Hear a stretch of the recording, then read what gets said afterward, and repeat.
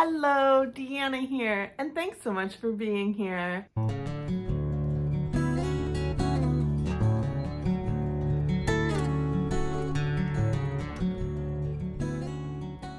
So today's video, I am going to do a bit of a book review, my thoughts on this book, and the book that I will be reviewing is Percy Jackson and the Olympians, and this one is The Sea of Monsters. So I'm going to give a bit of a disclaimer right here at the beginning of the video. If you have not read this series, if you have not read the first book of this, please be cautious because there might be some spoilers from the Lightning Thief in this video. So you might want to read that and check out my first video, which I'll leave in the cards, which is the Lightning Thief. And then if you're all caught up, you can come back here and we can talk about the Sea of Monsters. So I'm gonna go ahead and read out a bit of a summary that I wrote about this book. After the adventurous quest Percy survived last summer, he is all too happy to spend an uneventful time at school. In typical Percy fashion, he has befriended one of the most bullied kids in the school. An orphaned, homeless boy that has a lot more to him than Percy realizes. Before Percy knows it, trouble has caught up with him yet again, and he needs the support of his new friend Tyson to help him out. Things quickly go from bad to worse, and his old friend Annabeth arrives with terrible news about Camp Half-Blood. The magical tree is dying, and the borders are threatened. Percy races to help out at the camp to save the tree. When he arrives, it's worse than he imagined. The tree has been poisoned, and his best friend Grover seems in mortal danger. Percy and his friends must travel again on a quest, this time to save the Half-Blood Haven. Into the Sea of Monsters they must go, and being the god Poseidon's son must mean a trip to the sea will be a breeze. This is a sea like never encountered, though. Percy and his friends will be lucky to make it out alive. The camp is depending on them. Can they do it? Or will they be lost to the sea forever? So I ate this one right up. I finished it so quick. I think I read it in maybe 2 days, if that. Last video I had stated that I was like here, and I literally read that in like one night because it's just such a delight to read. It's a middle grade read book, so it's fairly middle grade style of writing, and so it does make it a bit quicker to read it, and it's also just really fun and engaging, and there's so much action and adventure that happens that you just are glued to the edge of your seat just wanting to know what happens with Percy and all of his friends. So this one was just as fun to me as the first one. Like, I really did enjoy this one. I loved the introduction of some of the new characters as well, like seeing Hermes and also seeing the Cyclops that happen as well. I mean, some of these characters, I tend to imagine the movie from like the 90s, which was the Disney's Hercules.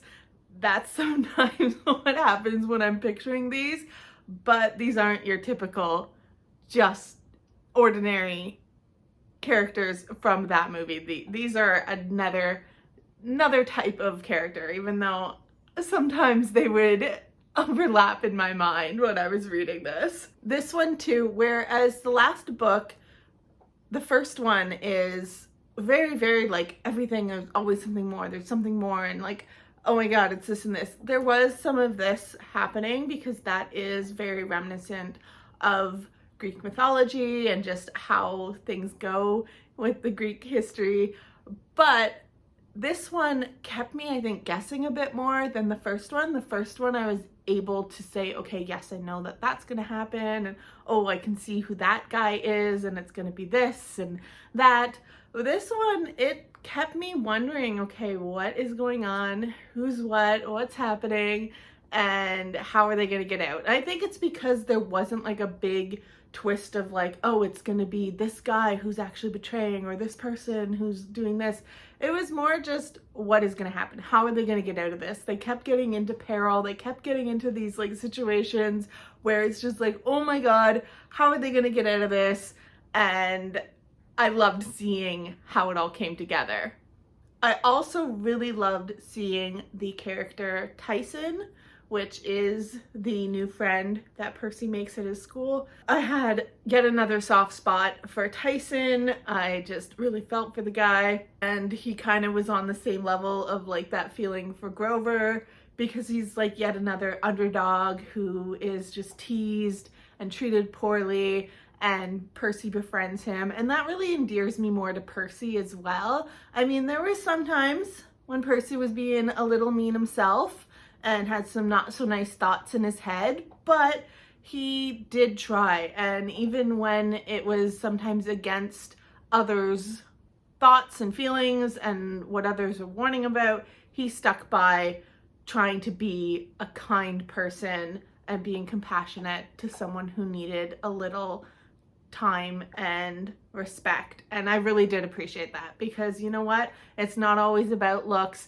and stereotypes was definitely an underlying theme in this book about, you know, being careful not to get caught up in the stereotypes of different characters or different people, and being kind and just being patient and always being a good friend to others. I think that is something that was really, really portrayed well in this book, and Percy very much embodied that. I also missed Grover, because we don't get to see Grover as much. Grover has left on his own adventure, and he has now got some things going on, but every time the book kind of went over to Grover and we were given a little insight into what was happening with Grover, I found it sometimes hysterical. I found like the scenes that he was in just so comical in some ways. They were just like, what?